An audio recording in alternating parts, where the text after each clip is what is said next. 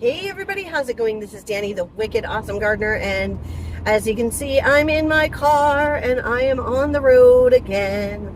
On the road again.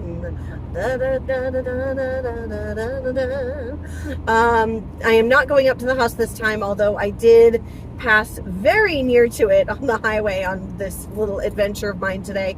And I was very tempted to pull off the road and go check it out, but I didn't really build any extra time into my travels today, and I'm actually already about going to be about 15 minutes late.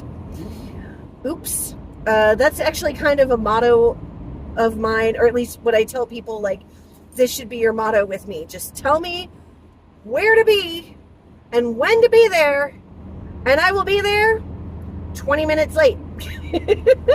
I am trying to get better about that, but today is not that day. But I am almost where I'm going, and it's going to be a surprise, except for those of you who are watching this who already know where I'm going. So.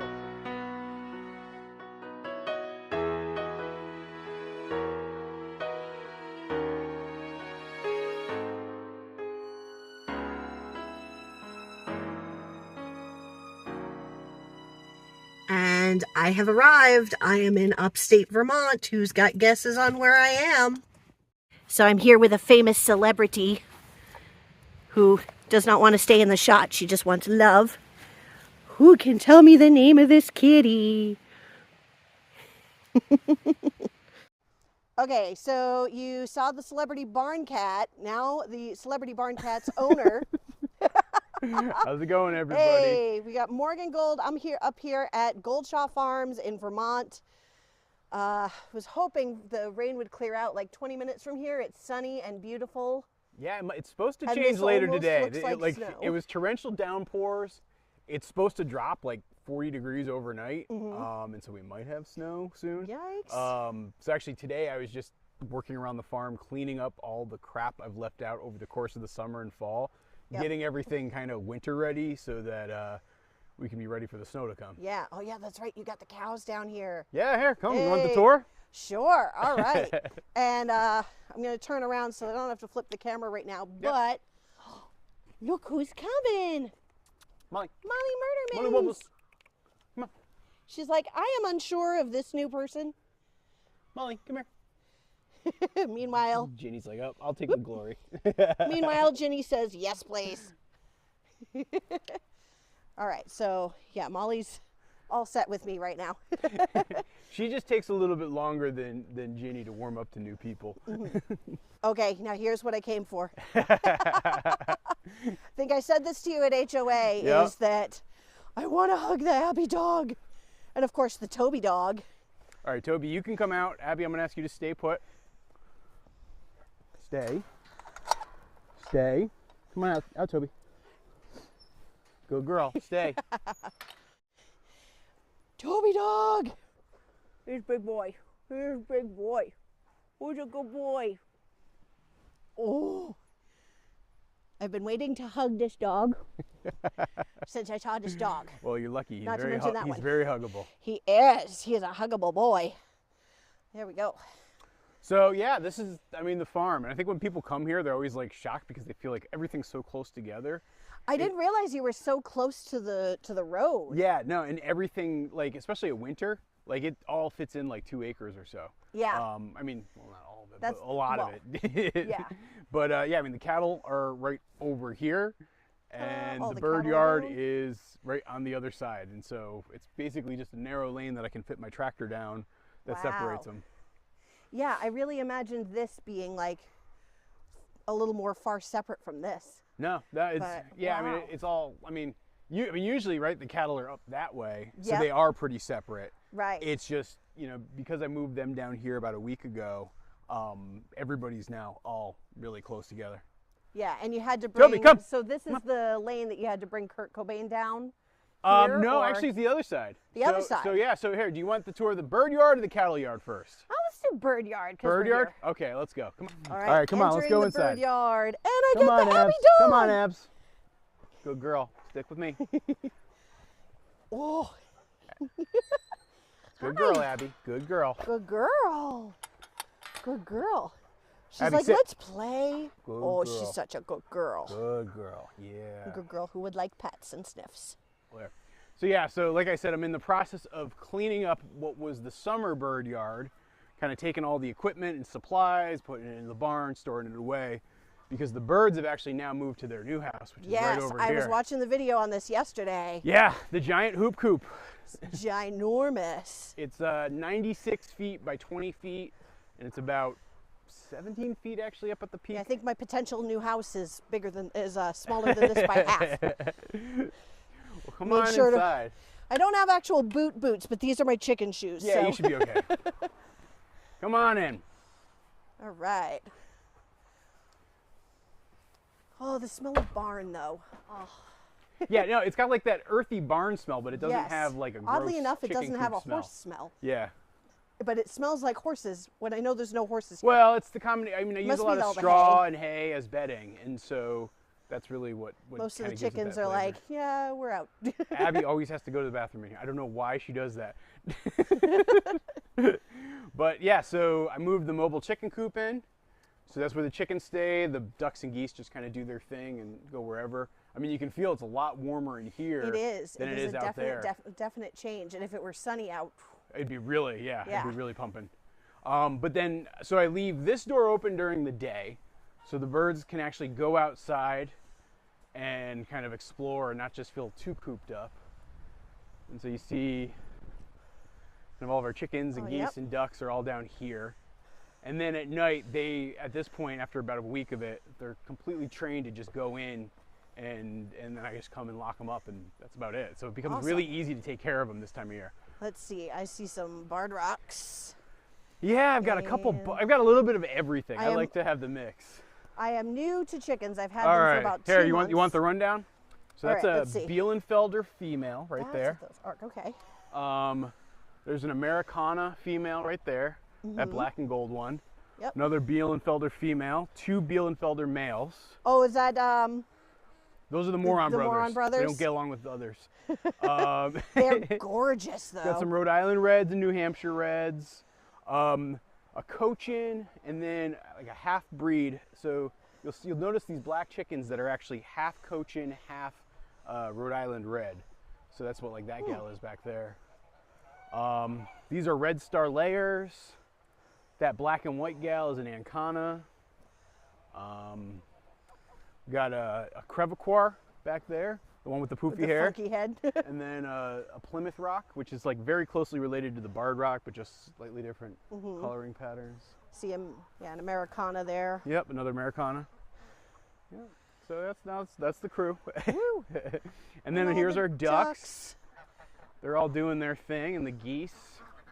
So this is where our flock is actually at the smallest this time of year, right? Right. You just did all the So we just processing. processed 40 geese, about 30 ducks, and so we shrink the flock down for winter. It means I have to sustain less and feed less because usually, especially the geese, are getting their food from the pasture. But this time of year, I'm bringing grain in for them. But then I'll start hatching in April. They start laying in February, so I'll start selling those eggs online. But then probably by like late March, I take those eggs and start hatching them myself. And then, yeah, we'll be up over probably 100 geese next year. Nice. And then shrink back down. And so there's the pasture where you're always moving the cattle. Yep, that's the permaculture. cows. That's actually part of what I was cleaning up today. So I'm getting all like the watering troughs, everything out, bringing it all in, getting it all kind of settled and cleaned up so that we're ready for winter. You moving my camera? You gonna be a Abby, camera come here. dog? Abby, come here. Come on. Who's a good girl? God, yeah. Oh, she's such a love. You know, He is she's too. like not the perfect personality for a guard dog, but she's such a sweet farm She's companion. trying so And hard. she tries so hard. She'll get there eventually. She's got so much energy and enthusiasm. It feels like makes she it wants much. to be a cow dog. Yeah, well, kind of. I mean, we'll go over to the cattle in a second, and you'll see, like, she really feels at home over there with them. But yeah, so I don't know. Ducks are a mix of breeds. We have a lot of runner ducks. We have a lot of cayugas and khaki Campbells. We have one lone Pekin duck. The plan is actually to like keep crossbreeding these guys so that I'm ultimately making a kind of a unique bird that's our own blend. And so we're on year 4 of that experiment. Nice. So you can start to see like some of them like have this kind of weird, kind of grayish speckled look to them. Yep. That's really what I'm going for. So along the lines of you creating your own duck, I like tomatoes and I like crossing things like Luke from At My Gardener, he's got the giant crimson. Well, I've crossed that with a local tomato back home called the rose hip tomato that only one farm grows it because they developed it. So I'm seeing what that does with a slicer. But from Homesteaders of New England, there was that Rich Giordano who did the seed saving talk, and he had this tomato that his friend stole from, took with him, I don't know, when he left the Vatican. Imported it somehow. Imported somehow. He worked at the Vatican, and so he took this tomato, and this really nice paste tomato. He and his friends have been sharing it and growing it for like 20 years now, and they just call it the Vatican tomato. So I'm going to take and cross it with things, try and create like a really good paste tomato, and call it the Flying Spaghetti Monster. That's great. Because, you know, I got to be a little reverent and just kind of poke a little bit, but I think it would be fun. Oh, you got to... Uh-oh. Is this an escapee chicken? I don't know where. Somebody escaped, I think, in the last couple of days. Because I did have somebody. Oh, actually, no. This feels old. We don't want this one. Oh. Pablo's like running away. He's like, no, I know what's going on over there.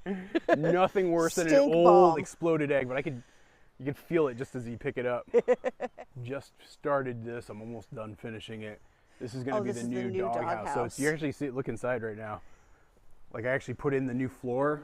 I think it's gonna be nice. I have to I have to replace this door with a doggy door. It's a mansion. But yeah, it'll be pretty cool. Abby's already really excited about it. All right, let's go see the cattle. All right. Yeah, come on, Abby, I'll you can stay come out with me. here. I think I had this discussion with you at HOA that like they seem really cool, but I would be so nervous about the horns. Not because aggression, but just they get, what's that noise? Lift their head really fast. Exactly. And you just have to be aware when you're working with a bigger animal. It's been one of the learning curves I've had just as I've started to get used to them. Hey, Ariel. He's like, I know what the camera is. Now, this one is which one? That is Audrey. Audrey, hi. She's like, no thanks. And this is Ariel. She's my favorite. She's the one who lets me brush her. Right. Oh, easy. Audrey's like getting a little jealous. She thinks I'm feeding her a treat. She's like, I would maybe like something. Hey, now, Audrey. yeah, so the cattle will spend probably the next 5 months in this area. Mm-hmm. And then maybe even 6 months. And down basically and I check just me feed them hay every couple of days. Nope.